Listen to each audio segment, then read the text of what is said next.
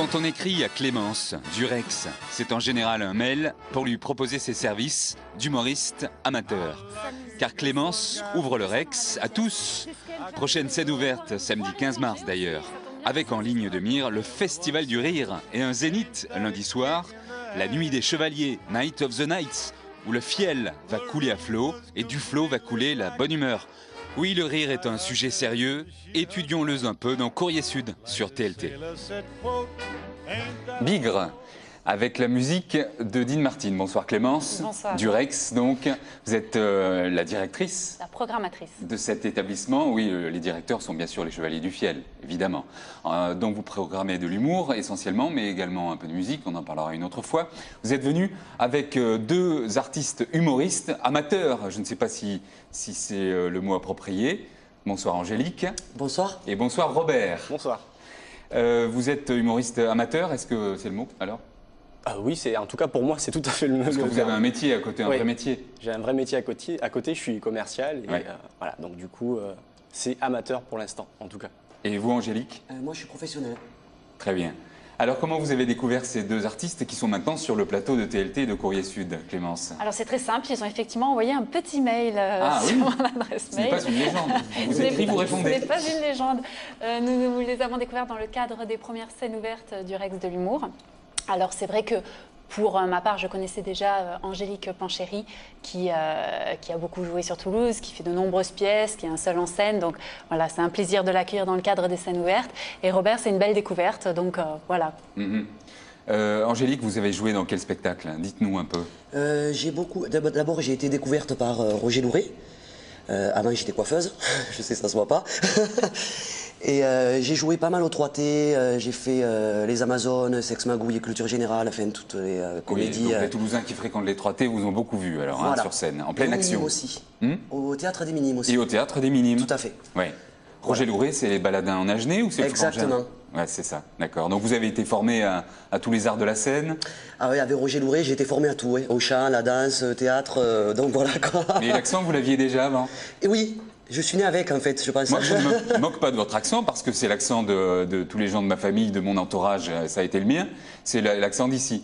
Oui. Enfin, peut-être qu'il y a un côté tarnais ou... Je suis de Tonnes, exactement, oui. Du côté d'Agen. Ah oui, à l'ouest alors, hein. Voilà. On n'est pas pareil... Lot-et-Garonne. Hein. On n'est pas pareil dans le Lot-et-Garonne. Les gens du Lot-et-Garonne sont un peu spéciaux, semble-t-il. Hein. Ils sont très bien. Ils sont très bien. Tout à fait. Vous en parlez dans vos sketchs? Non. Non, parce que comme j'ai déjà une base assez chargée au niveau de l'accent et tout, j'ai pas besoin d'en parler, quoi. On imagine très bien, le tableau se fait tout seul. Et vous parlez de vos origines, s'il y a origine, parce que bon, on s'appelle Dos Santos, mais oui, forcément, ça peut être anodin. Hein. Forcément, donc il y a pas mal de clichés sur les Portugais qui sont véhiculés dans la vie de tous les jours, donc j'en parle évidemment sur scène. Je parle évidemment de mon prénom de vieux, je précise pour les Robert qui regardent. En tout cas, pour moi... C'est vrai qu'appeler un bébé Robert aujourd'hui, comme appeler un bébé Maurice, ouais. les gens, certains le font, hein, appellent leurs enfants Marius ou autres. Tout à fait. Ça fait drôle. C'est drôle parce que j'ai regardé justement pour préparer mon spectacle et je me suis aperçu qu'il y avait en moyenne en France 20 Robert par an. Ah, quand même. Sur 800 000 naissances. Ça fait pas beaucoup. Mon petit Roberto. Oui. Ça fait pas beaucoup en termes de statistiques. Et le côté portugais, il est important. Ça existe encore Oui. Alors c'est pas communautaire du tout, mais c'est pour faire marrer les gens. Il n'y a rien de mieux que de faire un vieil accent portugais et de dire qu'on est maçon et de dire qu'on est carreleur, qu'on est plaquiste, qu'on... Mais la sociologie portugaise a beaucoup évolué en France. Hein. C'est plus du temps de mon adolescence. Ça a beaucoup évolué, mais oui, mais ça reste quand même dans l'ambiance courante. Oui, surtout les soirs de matchs de foot. Exactement. Oui. Exactement. Alors vous avez participé au tremplin, puisque c'est le mot, au Rex de l'humour. Comment ça s'est passé? D'abord le dispositif et ensuite comment avez-vous été reçu par le public et comment avez-vous reçu le plaisir sans doute d'être sélectionné?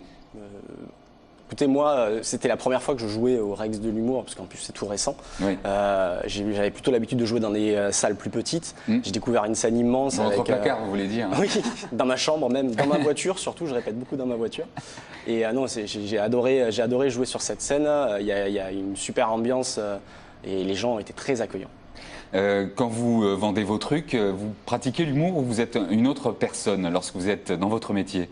Je suis à peu près de la même façon. Après, je peux pas non plus me permettre de faire tout le temps des blagues parce que sinon je suis pas pris au sérieux. Mais c'est important l'humour dans le commerce. Ouais. Néanmoins, un spectacle et des sketchs, c'est écrit. Vous écrivez? Oui. C'est important. Oui. Alors moi, je conçois l'humour comme ça, en écrivant, en me mettant en scène pour l'instant, parce que j'ai pas de metteur en scène, donc je fais tout. Je fais les décors moi-même. Enfin voilà, je fais à peu près tout seul. Il faut ménager ses effets, c'est tout un art. Hein. Oui. Vous avez des maîtres à ce propos?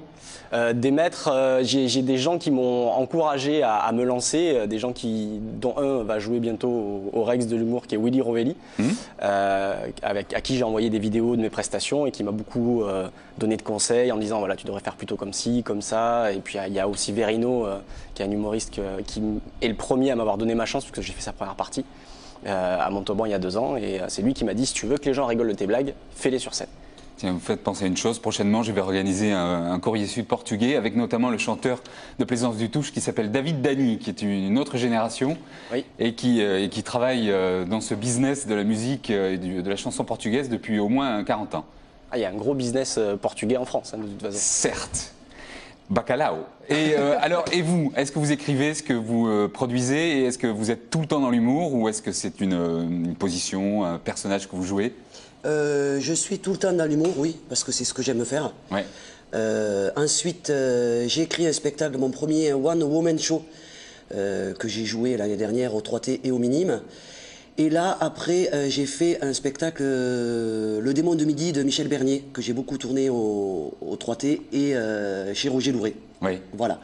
Et là, pour le 15, j'ai écrit un sketch, voilà, sur moi, oui. sur ma vie, voilà, c'est des choses... Autobiographique. Oui, mais il faut pas. Il y a des choses qui sont pas vraies parce que. Ah oui, lesquelles par exemple? Non, vous viendrez le 15. Allez. Hein? Ah bien, pour arriver au 15, quel a été le cheminement? Ça a été très simple. J'ai vu ça sur Facebook. J'ai vu que le Rex de l'humour. Clémence, vous faites feu de tout bois. Facebook, Ah oui, Twitter, oui. les Exactement. mails. Je suis bien accompagnée. Et je ne fais jamais ce genre de tremplin, tout ça, parce que... Oui, vous êtes une professionnelle, pourquoi voilà, aller vers parce ce que genre? c'est le Rex de l'humour, c'est les Chevaliers du Fiel, c'est Clémence que j'ai rencontré, voilà, c'est tout un contexte. Ouais. Donc je me suis dit, j'ai rien à perdre, j'y vais, voilà. Ouais. Et je suis très contente, parce que ça s'est très bien passé. Le public, j'en connaissais aussi, puisqu'il y en a qui m'ont vu au 3T et tout ça, Ouais, donc... qui commencent à vous suivre. qui commencent à me suivre et qui sont venus et qui m'ont revu par hasard, parce que ça fait il y a quand même pratiquement 1 an que je suis reparti chez Roger Louret, donc je suis plus trop sur Toulouse, donc voilà quoi, c'est le public. J'ai toujours eu un lien. Ah, c'est un travail de tous les instants, Oui. un gros travail. Hein. Oui, puis de toute façon le public on leur ment pas, on est voilà, quand ils nous voient sur scène, soit ils nous aiment, soit ils nous aiment pas, et c'est vrai que j'ai toujours eu ce truc avec le public. J'aime les gens, voilà. Clémence, qu'est-ce qui va se passer samedi soir au Rex de l'humour? Eh bien, nous allons avoir les prochaines scènes ouvertes, Oui.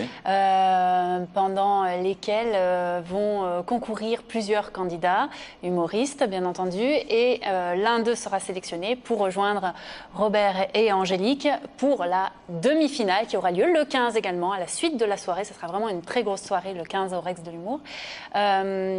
Et ensuite, un seul sera sélectionné pour aller au Zénith le 17 mars. À être sur la scène du Zénith, c'est Oui. vraiment autre chose.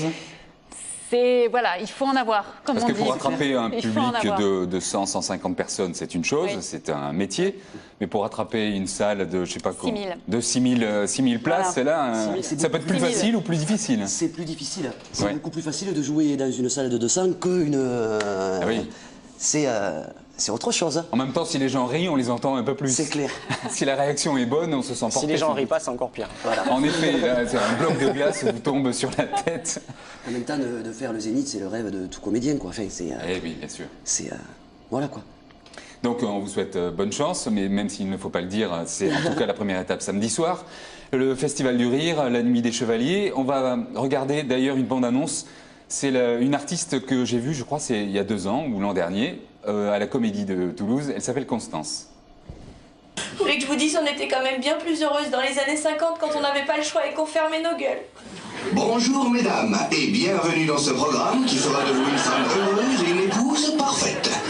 Comment, Sophie? Tu as envie de te suicider?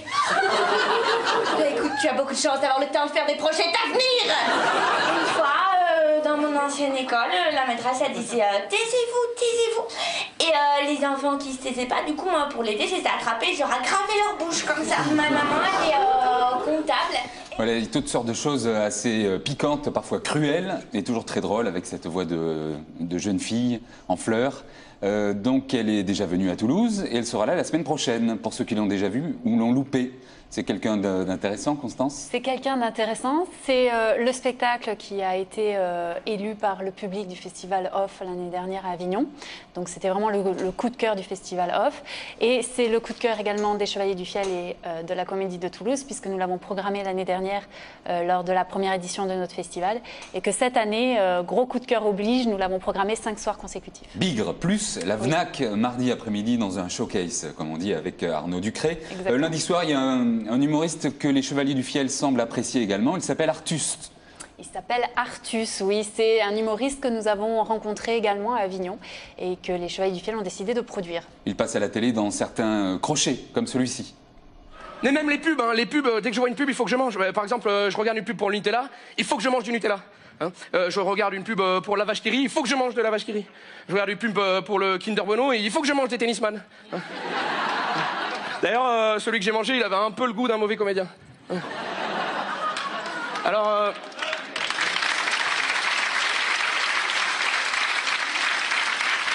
Et alors les jurys rient ou ne rient pas quand on essaye de se faire connaître et de se faire apprécier. Quand il y a des gens devant vous qui essayent de vous juger, ça doit être flippant, non? Comment vous arrivez à passer outre? Je sais pas, après, alors moi, j'ai pas fait beaucoup d'auditions. Je sais que j'ai fait une audition pour un théâtre ici à Toulouse qui s'appelle le Théâtre de Poche, où j'ai dû jouer 25 minutes de mon spectacle devant une seule personne.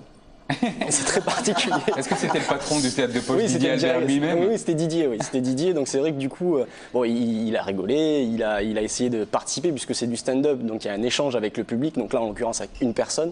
Donc c'est vrai que quand on pose une question et s'il répond pas, bah, du coup, la vanne tombe à plat, mais non, c'est très particulier, c'est très particulier. Très bien, au Zénith, enfin, lundi soir, il y aura également Mathieu Madénian, que les téléspectateurs de France 2 connaissent bien pour ses sales blagues sur les personnes âgées dans l'émission de Michel Drucker. On va le voir en pleine action à Montreux, ici, pour revoir sa tête d'Arménien, puisqu'il est bien sûr le représentant des Arméniens de France aujourd'hui, et peut-être des Arméniens de Toulouse, qui sont assez nombreux. Il sera sur la scène du Zénith, puisque c'est un pote des Chevaliers du Fiel, avec également Arnaud Ducré, qu'on essaiera de voir également la semaine prochaine dans cette émission Courrier Sud sur TLT. Et la dame était vraiment âgée. Toi, Nicole, t'as la patate, vraiment. Elle, je l'ai vue, c'était liquide. Je me suis dit, putain, c'était son dernier spectacle. Et voilà, son truc qui est assez dangereux, c'est de se moquer du public, et particulièrement du public âgé. Ça, c'est assez difficile à assumer finalement.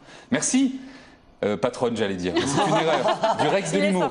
Rendez-vous samedi soir et lundi soir, mais ça doit être complet, je suppose, au Zénith. Il reste quelques places, mais voilà, c'est du placement libre, donc tout le monde a sa chance. Il faut arriver tôt. Merci beaucoup. Merci à vous. Et bon courage à vous. Merci. À demain sur TLT et sur teletoulouse.fr.